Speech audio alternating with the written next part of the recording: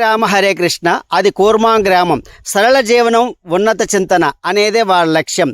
వాళ్ళు ట్యాపులు వాడరు, బావి నీళ్ళు మాత్రం వాడతారు. కరెంటు వాడరు, దీపాలు మాత్రం పెట్టుకుంటారు. నగర జీవితం నిషిద్ధం, పల్లె జీవితం ప్రశాంతం అనేది వాళ్ళ వాదన. ఏ రకమైనటువంటి సెల్ ఫోన్లు కానీ రేడియేషన్ సంబంధించినటువంటి వస్తువులు కానీ వాళ్ళు ఏమీ వాడరు. వాళ్ళు ప్రశాంతంగా వారి పంటలను వాడే పండించుకొని వాళ్ళు తినాలనేది వాళ్ళ ఉద్దేశం. ఏ ట్యాప్ వాడకుండా బావిలో నీళ్ళు మాత్రమే తోడుకుంటూ ఉపయోగించుకుంటారు. ఏ ఎరువులు వాడిన పంటలు మాత్రమే వాళ్ళు తింటారు. అటువంటి జీవనానికి వాళ్ళు కట్టుబడి ఉన్నారు. 5 కుటుంబాలుగా ఇక్కడ ఉద్భవించి తర్వాత 15 కుటుంబాలుగా పెరిగాయి. వారి పనులు వాళ్ళే చేసుకొని వాళ్ళు తదనంతరం వాళ్ళకు వచ్చే వారసులను కూడా ఈ సంస్కృతి సంప్రదాయాలకి వాళ్ళు అలవాటు చేస్తున్నారు.